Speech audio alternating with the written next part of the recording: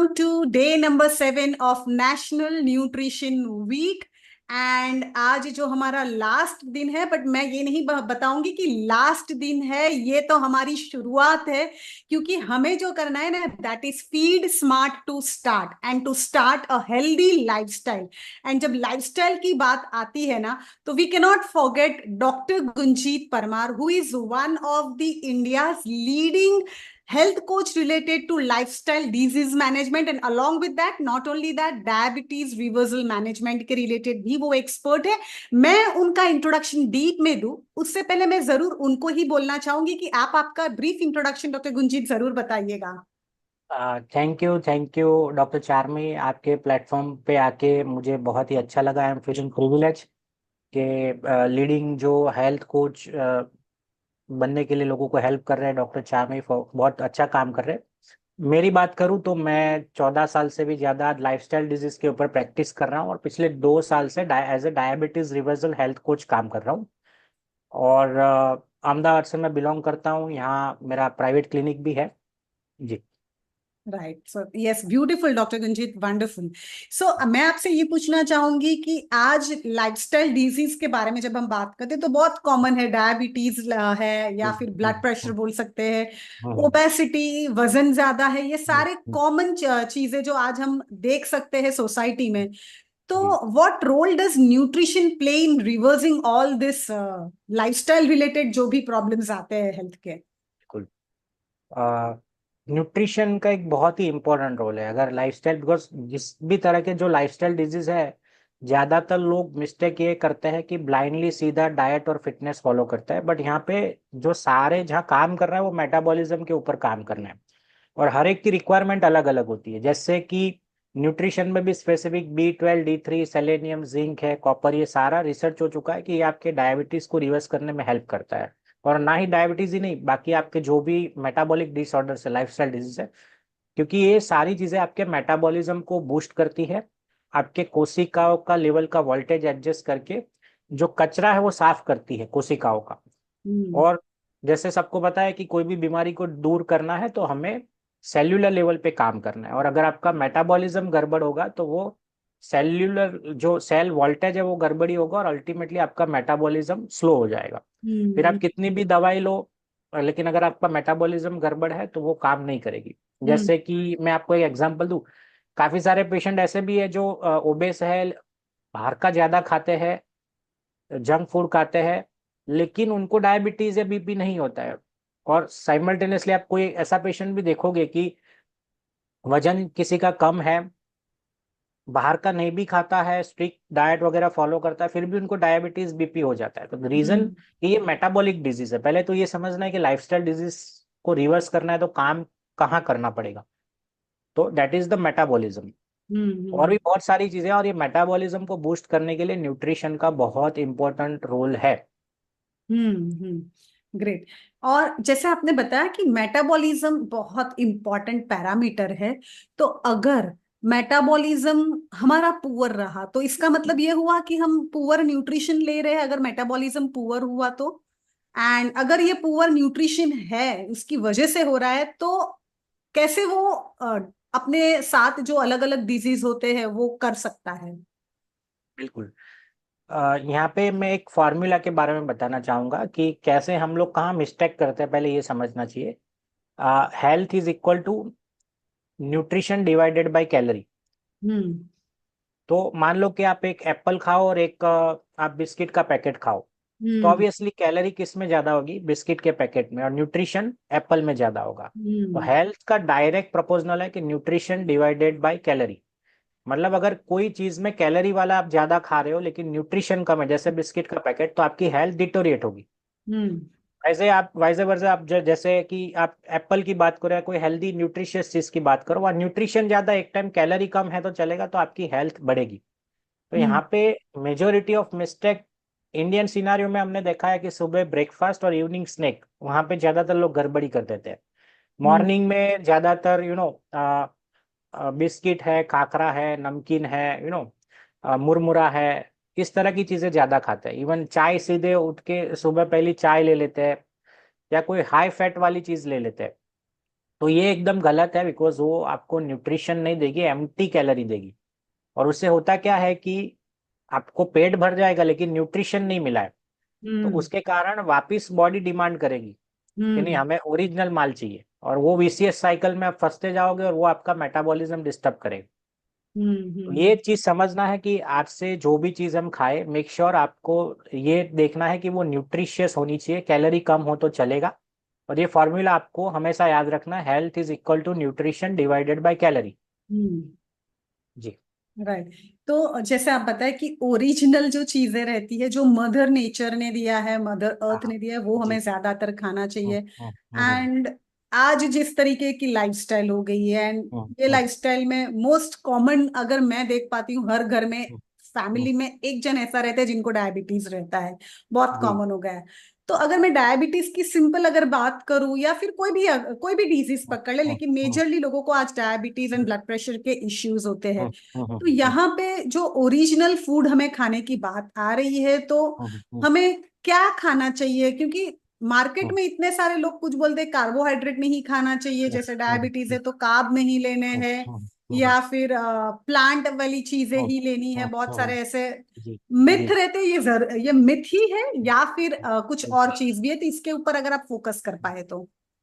बिल्कुल, बहुत ही अच्छा क्वेश्चन पूछा, बिकॉज मेजर पहले तो एक मैं चीज बता दूं कि हेल्थ के रिगार्डिंग जितनी भी इंफॉर्मेशन आप कंज्यूम कर रहे हो, चाहे वो यूट्यूब हो, इंस्टाग्राम हो, कोई भी सोशल मीडिया हो, फेसबुक, 95% इंफॉर्मेशन गलत होती है। बिकॉज रीजन ये है कि आप जिनको फॉलो कर रहे हैं उनके खाली मिलियंस में फॉलोवर है, वो ना तो डॉक्टर है ना कोई सर्टिफाइड और एक्सपीरियंस पर्सन है।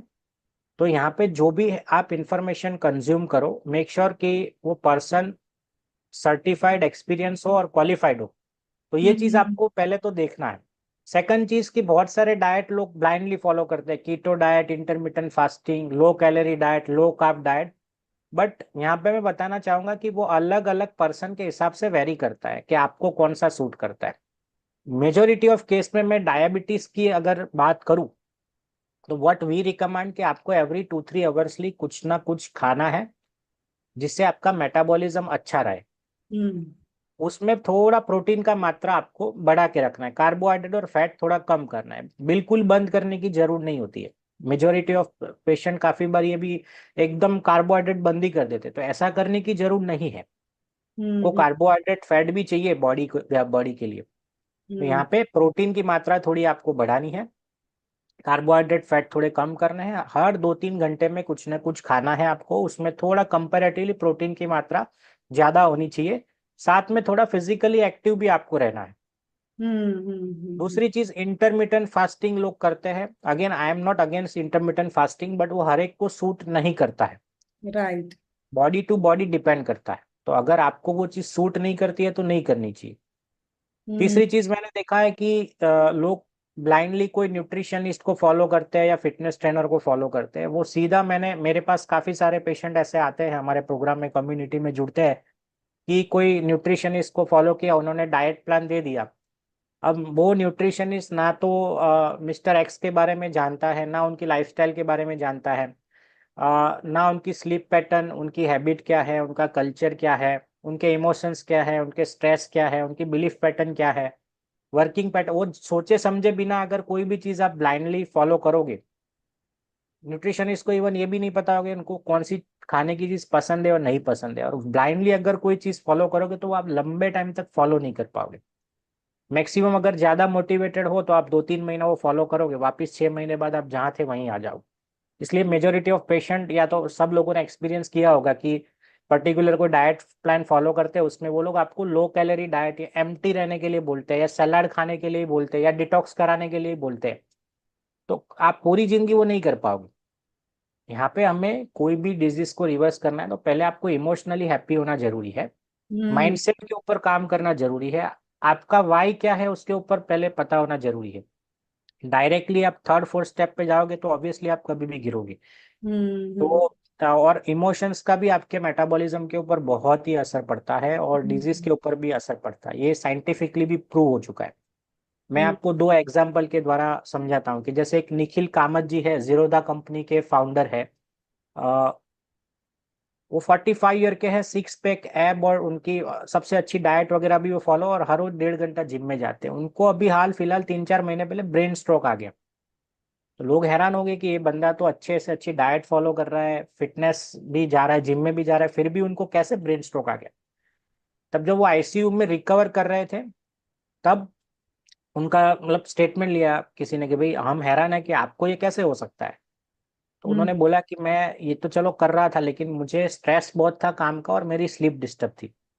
तो यहाँ पे आपको सारे पिलर्स के ऊपर फोकस करना जरूरी है। ब्लाइंडली खाली डाइट और फिटनेस फॉलो करोगे, लेकिन अगर आपकी स्लीप डिस्टर्ब है, आपको स्ट्रेस है, आपके इमोशंस नेगेटिव है, सराउंडिंग एनवायरनमेंट में स्ट्रेस है, आपका माइंडसेट नहीं है, अगर कहीं ना कहीं आप डाउट में है कि मैं ये करूंगा और मुझे रिजल्ट मिलेगा कि नहीं मिलेगा, अगर ये डाउट भी है, तो मुझे लगता है कि ये चीज आपके लिए काम नहीं करेगी। तो सबसे पहले तो आपको माइंडसेट होना चाहिए कि नहीं, ये मैं फॉलो कर रहा हूँ, ये मुझे काम करेगी ही करेगी, और एफर्मेशंस भी आपके करेक्ट करने हैं।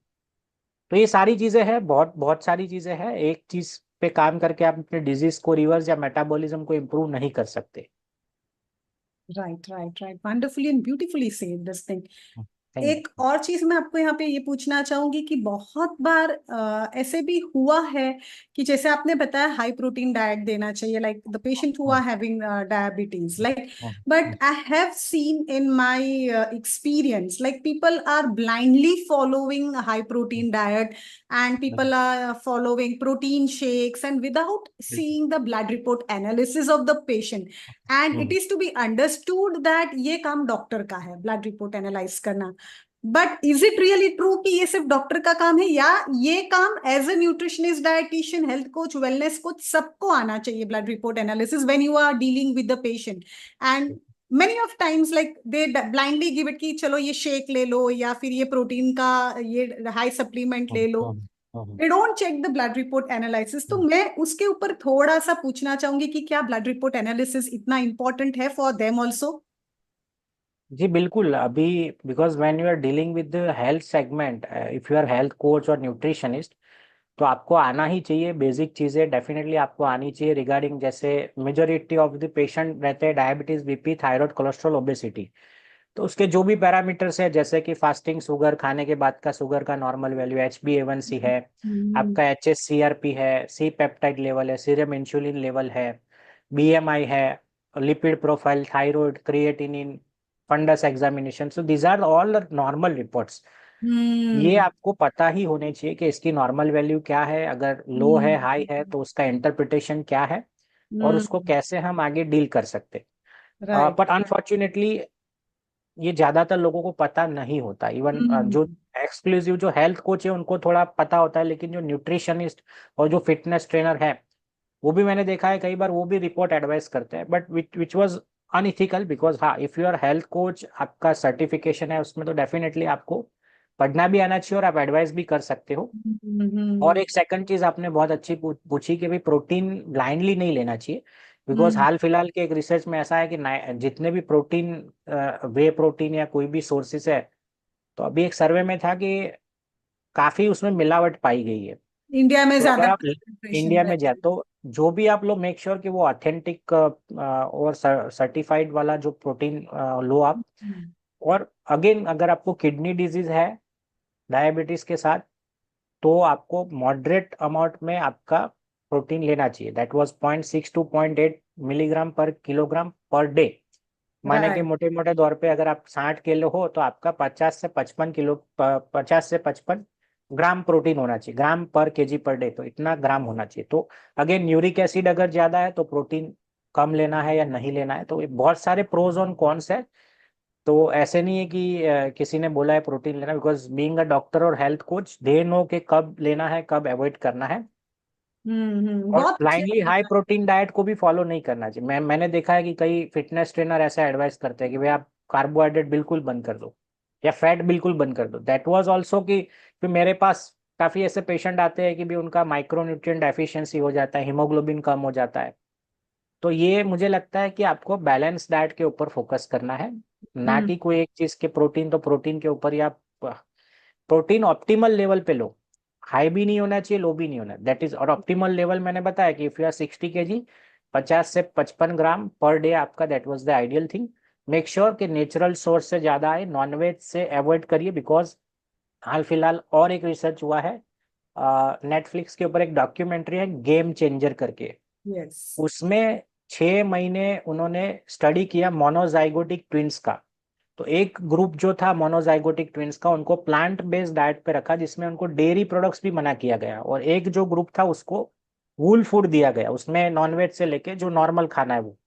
आफ्टर 6 मंथ जब उनका एनालिसिस, सारे 26 तरह के पैरामीटर्स उनके एनालिसिस हुए, इंक्लूडिंग देयर वेट, उनका cholesterol, thyroid, BP, sugar, sexual function से लेके उनके बहुत सारे पैरामीटर्स थे, बीएमआई से लेके उनका वेट वगैरह, तो 26 से 26 पैरामीटर प्लांट बेस्ड डाइट जो ले रहे थे 6 महीने तक, उनके काफी हद तक इंप्रूव हो गए, जबकि इनके डिटोरिएट हो गए जो वूल फूड और नॉनवेज फूड लेते। तो अब ये साइंटिफिकली भी प्रूव हो चुका है कि प्रोटीन सोर्स वेज होना चाहिए, और उसमें भी प्लांट बेस्ड हो तो सबसे बढ़िया है। Right, right, right, right. ये तो हमने बात की न्यूट्रिशन के बारे में थोड़ा कि क्या खाना चाहिए, लेकिन इसके साथ क्या हमें टाइमिंग एंड फ्रीक्वेंसी के ऊपर भी थोड़ा ध्यान देना चाहिए, और कैसे होना चाहिए? टाइमिंग यही है कि आपको एवरी 2 to 3 आवर्स में एक जस्ट एक जनरल एक आपको ओवरव्यू दे देता हूँ कि कैसे what we recommend in lifestyle disease. Again it very from person to person, but एक मान लो ओबेज हो, डायबिटीज हो, हाइपरटेंशन हो, तो अर्ली मॉर्निंग आप पहला चाय मत लीजिए। मेक श्योर कि आप कोई फ्रूट्स या ड्राई फ्रूट से चालू कीजिए, अल्कलाइन या व्हीट ग्रास जूस भी ले सकते हो। ब्रेकफास्ट आपका प्रोटीन रिच होना चाहिए, जैसे उपमा, पौवा, डोसा, इडली है, या आप मूंग बोल सकते हो बॉईल किए हुए, उसमें मसाला डाल के, ऐसे बहुत सारे चीज है। अगेन जब आपका 1:30 बजे के 1-1:30 बजे यहाँ देखा गया कि 1:30 बजे के आसपास लोग लंच लेते हैं, तो 11 बजे अगेन आपको कुछ ना कुछ लेना होगा, जैसे कि कोई हम्म। पॉपकॉर्न हो गया, मखाना हो गया, चना हो गया, या कोई फ्रूट ले लिया जो नॉन स्वीट हो थोड़ा। 1:30 बजे जब आप खाना खाते हो तो यहाँ पे ऐसा देखा है कि ज्यादातर रोटी सब्जी लोग ज्यादा खाते हैं, वो भी गेहूं की रोटी वगैरह ज्यादा खाते हैं। और ऐसा भी देखा गया है खाने के बाद भी कई लोग थोड़ा नमकीन ले लेते हैं या स्वीट ले लेते हैं। तो अगेन यहाँ कार्बोहाइड्रेट ज्यादा जा रहा है, जबकि दोपहर में भी आपको जो भी सब्जी लो, हफ्ते में 3 बार मेक श्योर के थोड़ा स्प्राउट्स वगैरह लीजिए। रोटी थोड़ी कम लीजिए, बिकॉज आपने 11 बजे भी मिड मॉर्निंग स्नैक किया है। रोटी आप मल्टीग्रेन की कर दीजिए, और थोड़ा उसको क्वांटिटी कम करिए, और जिस दिन रोटी खाओ उस दिन राइस नहीं खाना है, राइस खाओ उस दिन रोटी नहीं खाना है। ये हम्म। मील चालू करने से पहले कंपलसरी आपको एक बाउल सलाद लेना है। सेम थिंग रात को भी, कुछ भी आप डिनर लो, पहले सलाद, फिर आपका जो भी खिचड़ी वगैरह है, सूप है, जो भी आप ले रहे हो सलाद वगैरह, वो बाद में लेना है। सलाद पहले लेना है, बाकी आपका जो मील है वो आपको बाद में लेना है।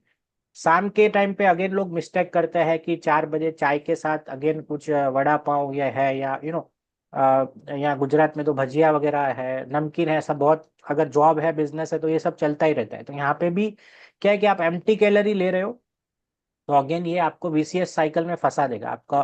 फिर वो क्यों माइक्रोन्यूट्रिएंट डेफिशिएंसी होगी, अगेन आपको वही लेना पड़ेगा, भूख लगेगी, तो वो चाय कॉफी के चक्कर में आप फंसते जाओगे। तो न्यूट्रिशियस चीज लीजिए, और रात को भूखे पेट नहीं सोना है इफ यू आर डायबिटिक। तो मेजोरिटी ऑफ लिखा है 8 बजे खाना खा लेते हैं, फिर सीधा सुबह 12 12 घंटे बाद सुबह ब्रेकफास्ट करते हैं, तो ये भी आपको नहीं करना है। तो ये थोड़ा बेसिक चीज मैंने बताई। और हम्म। खाने की क्वांटिटी के ऊपर भी ध्यान दीजिए, जो भी, ऐसा नहीं कि आप बोला है तो भरपेट खाना है। क्योंकि मेरे पास ऐसे भी पेशेंट आते हैं कि ऐसा बोलते हैं कि मैं तो सुबह खाली थोड़ी चाय लेती हूँ, खासकर 40-50 ईयर्स की जो फीमेल है, दोपहर को 2 रोटी, शाम को थोड़ा खा लेते हैं, बस बस दैट्स इट। और फिर भी मेरा हम्म। वेट कम नहीं हो रहा है, मैं तो खाना भी बहुत कम खा रही हूँ, मैं तो वॉकिंग भी करती हूँ, फिर भी मेरा वेट कम नहीं हो रहा है। तो यहाँ बहुत इंपॉर्टेंट चीज मैं समझाऊँ, बिकॉज आपकी बॉडी स्मार्ट होती है। जब आप उसको कम खाना दोगे, तो वो बॉडी स्टोर करने लगती है, फैट में कन्वर्ट करने लगती है, बिकॉज उसको पता चल जाएगा कि हाँ भाई ये तो खाना कम दे रही, तो जो भी दे रहा है उसको फैट में कन्वर्ट कर दे। इससे हम्म। बेटर है कि आप 2-3 घंटे में कुछ ना कुछ खाइए, फ्रीक्वेंसी 2-3 घंटा रखिए, और क्वांटिटी थोड़ी कम रखिए। इससे होगा कि आपके मेटाबॉलिज्म, इसको डाइट इंड्यूस थर्मोजेनेसिस बोलते हैं, कि जब आपको 2-3 घंटे में कुछ खाना दोगे तो आपका मेटाबॉलिज्म एक्टिव रहेगा। जब लॉन्ग गैप पे थोड़ा थोड़ा ही खाना दोगे तो आपका मेटाबॉलिज्म स्लो हो जाएगा, और जो भी आप खा रहे हो फैट में कन्वर्ट हो जाएगा। तो अल्टीमेट यहाँ समझना यह है कि आपके मेटाबॉलिज्म को एक्टिव रखना है, डाइट के साथ थोड़ा फिटनेस के ऊपर भी काम करना है। तीनों पिलर्स, चारों पिलर फिटनेस के जरूरी है। आपका स्टेमिना के ऊपर, फ्लेक्सिबिलिटी, स्ट्रेंथ, और माइंडसेट, मेंटल फिटनेस के ऊपर भी काम करना जरूरी। खाली वॉकिंग करने से वजन कम नहीं होता है। तो ऐसी बहुत सारी चीजें हैं। जी जी। यस यस, तो ये तो बहुत आपने अच्छे से समझाया एंड एक्सप्लेन किया सारी चीजों को। हम्म, हम्म, बट आजकल मार्केट में ना सप्लीमेंट्स भी अवेलेबल है। So hmm, what is your opinion related to supplement? Can supplement substitute this all the things and help to reverse और मैनेज द डिजीज? या फिर सप्लीमेंट लेना चाहिए, नहीं चाहिए? What what are your views for this? Supplements अभी there are scientific research है कि वो मेटाबॉलिज्म को बूस्ट करने में हेल्प करते हैं। बट अगेन वो टोटल रिप्लेस नहीं कर सकते। आप नेचुरल फूड जो हम खा रहे हैं उसको टोटल रिप्लेस सप्लीमेंट से नहीं कर सकते, which many people are doing, कि वो कुछ सप्लीमेंट्स ही लेते हैं या पाउडर ही लेते हैं ब्रेकफास्ट में और डिनर में, और देन दे थिंक कि मेरा वजन कम हो जाए। वो अल्टीमेटली वो आपकी लो कैलोरी हो गई और टेम्पररी आपको फर्क पड़ेगा, बट वो लॉन्ग टर्म रिजल्ट नहीं देगा। तो supplement as a add on is good. हाँ, उसका भी there are certain criteria, there are certain disease where it is contraindicated, you need to be careful, और डॉक्टर के एडवाइस से ही आपको सप्लीमेंट्स अगर ले रहे हो तो। क्योंकि मान लो D3 आपने ओवर ले लिया, द आइडियल डोज इज हफ्ते में एक बार 3 महीने तक अगर आपका कम है। बट हम्म। कई पेशेंट ऐसा देखा गया कि भाई वो लेते ही रहते हैं, तो विटामिन D3 टॉक्सिसिटी होती है। B12 की भी टेबलेट अगर आप चालू कर रहे हो तो 3 to 6 मंथ का उसका पीरियड रहता है, मैक्सिमम इतना ही रहता है। अगेन आपको रिव्यू करना पड़ता है कि पेशेंट की क्लिनिकल सिचुएशन क्या है, सिम्टम्स क्या है, फिर उसको स्टॉप करना, क्योंकि हर एक चीज़ की एक टॉक्सिसिटी होती है। ऑप्टिमल लेवल तक वो अच्छे से काम करता है, अदरवाइज वो आपकी नर्व्स को भी डैमेज करता है B12। Right right right. Hmm, and just कुछ दिन पहले ही I was just going through an article and उसमें लिखा था कि इन्फ्लामेशन जो है that plays a major role when hmm, it comes to lifestyle disease. तो मैं जरूर चाहूंगी कि आप थोड़ा बताइए कि एक्चुअली इन्फ्लामेशन है क्या एंड उसका हम्म। रोल क्या होता है लाइफस्टाइल डिजीज कोई भी जब होती है उसमें। बहुत ही अच्छा क्वेश्चन पूछा। हाल इन्फ्लेमेशन मतलब सूजन आना। अब देखो, सूजन आना मतलब जब हमें चोट लगती है तो सूजन आए वो दिखती है, बट इंटरनल इन्फ्लेमेशन आपको दिखता नहीं। तो ये इन्फ्लेमेशन क्या आपका मेटाबॉलिज्म डिस्टर्ब होने के कारण होता है, और उसका नंबर 1 कारण है आपकी स्लीप डिस्टर्ब होना, स्ट्रेस में होना। आज देखिए ज्यादातर लोग 12 बजे सोते हैं और सुबह 8 बजे उठते हैं, दे थिंक कि हम 8 घंटे सोए, बट उसमें उनकी डीप स्लीप की क्वालिटी कम हो जाती है। आइडियल बैंकेबल टाइम इज रात को 10-11 बजे से सुबह 6 बजे तक, that is the ideal bankable time for sleep. ये सब चीजें, अनड्यू स्ट्रेस, इमोशन डिस्टर्ब होना, खाने के बारे में तो ऑलरेडी मैंने बता दिया। तो ये भी चीजें हैं कि आपका मेटाबॉलिज्म डिस्टर्ब करेगा, और बॉडी में साइटोकाइन्स नाम के हॉर्मोन्स, इन्फ्लेमेटरी हॉर्मोन्स जिसको बोलते हैं, केमिकल्स, इन्फ्लेमेटरी केमिकल्स, तो ये पूरा अगेन आपके बॉडी में स्टेरॉइड्स ज्यादा बनाता है ये इन्फ्लेमेशन, और वो आपकी शुगर को शूटअप करता है, BP शूटअप करता है। तो ये विशियस साइकिल है, उसमें आप फंसते जाते। तो लास्ट में मैं आपको यही कि आपकी स्लीप का ध्यान रखिए, स्ट्रेस अनड्यू मत लीजिए। और हम्म। ये सब चीजें करने के लिए देर आर सर्टन राइचुअल्स, जैसे कि आपको रात को सोने से पहले आप एक डायरी लिख सकते हो, ग्रेटिट्यूड डायरी लिख सकते हो। बहुत कुछ कि भाई आज के दिन में अच्छी कौन सी चीज हुई, किस व्यक्ति को आपने कॉम्प्लीमेंट दिया आज, कल की प्रायोरिटीज क्या है, तो आपका माइंडसेट एक बना रहेगा। और time management is also very important. When जब आपके गोल डिसाइडेड होते हैं तो फालतू चीजों में टाइम वेस्ट नहीं होता है। ये अभी सुनने में कई बार कि टाइम का डिजीज से क्या लेना देना, बट जब जब आप there is a life mastery pyramid, जिसमें सबसे बेस है आपकी फिजिकल बॉडी। अगर फिजिकल बॉडी डिस्टर्ब हुई तो आपके इमोशंस डिस्टर्ब हो गए। इमोशंस अगर आपके डिस्टर्ब हुए, अगर आप इरिटेट रहते हो हर वक्त, एंजाइटी वगैरह, तो आपके आसपास के लोगों के साथ आपके रिलेशनशिप बिगड़ेंगे। अगर हम्म। रिलेशनशिप बिगड़ा तो आपका टाइम गलत जगह पे जाएगा। गलत जगह मतलब जब आपका फ्री टाइम जो आपकी ग्रोथ के लिए आप कुछ करना चाहोगे उसमें, बट वो टाइम पे भी आप नेगेटिव थॉट्स और इमोशंस पे रहे हो। और अगर आपका टाइम गलत जगह पे आपने इन्वेस्ट किया तो आपके वर्क, करियर और फाइनेंस के ऊपर असर पड़ेगा ही पड़ेगा। और अगर फाइनेंस वाला पिलर, वर्क और करियर आपका कॉम्प्रोमाइज होता है, तो आप लाइफ को सेलिब्रेट नहीं कर पाओगे और कहीं पे कंट्रीब्यूट भी नहीं कर पाओगे। तो हम्म। ये जो पिरामिड का बेस है आपकी फिजिकल बॉडी, जिसका सबसे ध्यान रखना जरूरी है, बिकॉज वही वीक है तो ऊपर की सारी चीजें नीचे गिरेगी कभी भी। Yes yes definitely. एंड जैसे आपने एक चीज हम्म, बताई, इमोशंस एंड स्ट्रेस को आपने वो हम्म, थोड़ा हम्म, पॉइंट आउट किया। जी तो जी। यहाँ पे मैं आपसे ये पूछना चाहूंगी, क्या इमोशंस एंड स्ट्रेस जो है वो सही में अफेक्ट करते हैं अपनी ईटिंग हैबिट्स के ऊपर, और कहीं ना कहीं वो भी अफेक्ट करता है क्या डिजीज को करने में, स्पेशली हम जब लाइफस्टाइल डिजीज की बात करते हैं, and how does it affect, if yes then? आ, जैसे हस्बैंड वाइफ की बात करूँ कि जब हस्बैंड वाइफ में यूजुअली जब झगड़ा होता है या कोई भी ऐसी सिचुएशन आती है, तो यूजुअली क्या होता है, नॉर्मल सिनेरियो के घर में आइसक्रीम पड़ा होता है, अगर वाइफ डिस्टर्ब है या लाइक हस्बैंड डिस्टर्ब है तो क्या करेगा वो, इमोशंस कई बार बोल नहीं पाते हैं, तो कुछ मीट क्रेविंग होता है कि कुछ खा लेते हैं, एक सिचुएशन ऐसी आती है बिकॉज उस टाइम हार्मोनल डिसबैलेंस ज्यादा होता है, तो you feel craving and that is a insulin resistance. अगर बार बार ऐसा हो रहा है तो वो इंसुलिन रेजिस्टेंस के कारण होता है, और which is number one reason for diabetes and other lifestyle disease. और इंसुलिन रेजिस्टेंस का भी नंबर वन कारण है आपके शरीर में फैट की मात्रा ज्यादा होना। तो ओवरऑल आपको फिजिकली थोड़ा फिटनेस के ऊपर ध्यान देना है। जैसे मैंने बोला कि बेसिक फिजिकल बॉडी है, अगर वो ठीक होगी तो आपके इमोशंस भी ठीक होंगे, आपके रिलेशन भी ठीक होंगे। अगर आपके बॉडी में ही कहीं पेन है, आप दवाइयाँ ले रहे हो, या गर्दन घुटने में पेन है, कमर में पेन है, तो डू यू थिंक कि आपको अच्छे इमोशंस अच्छे विचार आएंगे? पॉसिबल ही नहीं। तो पहले तो अपना ध्यान रखिए, खास करके जो फीमेल्स है, जो 30 ईयर्स के बाद ये घर के कामों में इतने व्यस्त हो जाते हैं कि अपने लिए टाइम ही नहीं निकाल पाते। कई बार मैंने ऐसा देखा है कि वो अपने लिए ब्रेकफास्ट भी अच्छा गर्म नहीं खाते। तो ये नहीं करना है आपको, अपनी पहले ध्यान रखना है, बिकॉज आपकी फिजिकल बॉडी गड़बड़ होगी तो कहीं ना कहीं आपके रिलेशन और इमोशंस डिस्टर्ब हो गए। और हम्म। बीइंग एन हाँ होम मिनिस्टर ऑफ, घर के होम मिनिस्टर होने के नाते एक फीमेल का हेल्थ सबसे इम्पोर्टेंट होता है। यस, और डेफिनेटली। 40 ईयर्स तक पहुंचते पहुंचते मैंने देखा गया कि फीमेल में अभी बहुत ये चीज बढ़ रहा है, स्ट्रेस और इमोशन डिस्टर्बेंस, बिकॉज घर के कामों में जॉइंट फैमिली है या कुछ भी है तो वो इतने व्यस्त हो जाते हैं कि अपना ध्यान नहीं रखते हैं। तो ऐसा नहीं करना है, थोड़ा आपको स्वार्थी होना पड़ेगा, बिकॉज साइंटिफिकली अगर आपकी फिजिकल बॉडी डिस्टर्ब होगी तो आप लॉन्ग टर्म सस्टेनेबल अच्छे क्वालिटी ऑफ लाइफ अच्छी नहीं कर पाओगे आपकी। Yes, sure sure.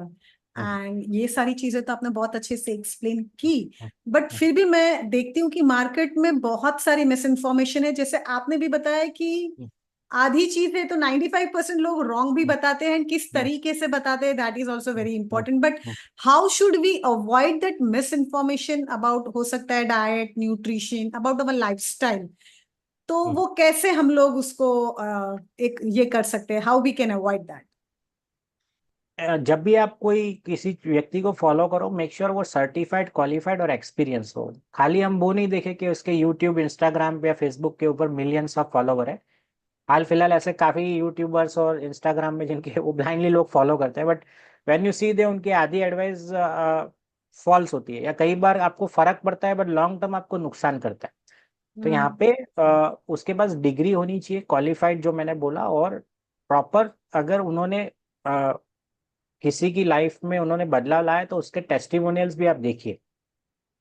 तो ये चीज बहुत इंपॉर्टेंट है, बिकॉज ब्लाइंडली किसी को आज सोशल मीडिया के उसमें कोई भी आके कुछ भी बोल दे रहा है कि ये खाओ ये नहीं खाओ, बट क्या वो मतलब आपके लिए सही है कि नहीं, वो भी इंपॉर्टेंट है, बिकॉज हर एक चीज हर एक के लिए अप्लाई नहीं होती, one size does not fit to all.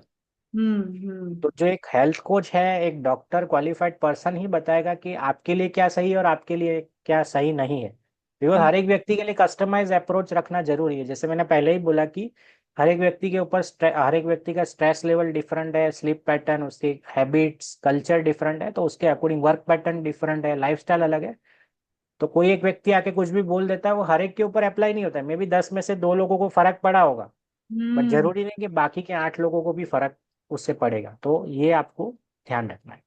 Right right right, बहुत ब्यूटीफुली आज आपने एक्सप्लेन किया related to hmm, lifestyle disease management with, you hmm, can say feeding smart to start ये your right lifestyle, and I am definitely sure hmm, यहाँ पे बहुत सारे लोग जो है ना, वो हम्म, लाइफस्टाइल में कोविड के बाद तो सब हम्म, लोगों ने हेल्थ की जो इम्पोर्टेंस है वो समझ ली है, एंड लाइफस्टाइल हम्म, के बारे में उन्होंने कहीं ना कहीं मॉडिफाई करना चालू कर दिया है, right lifestyle, and people have transform their lives, many of them, hmm, and they themselves are now, you can say they are so much excited to help others and to serve others. But let me give you one beautiful opportunity to each and everyone over here, चाहे आप health passionate हो, या चाहे आप nutritionist, dietitian, health coach, wellness coach, fitness coach, या तो आप home maker, और होम मेकर होने के साथ आपको हेल्थ के अंदर कुछ ना कुछ पैशन है, तो मैं आप सबको इनवाइट करना चाहूंगी मेरा अपकमिंग फ्री वेबिनार में, that is how you can start and scale up your health and nutrition online coaching business,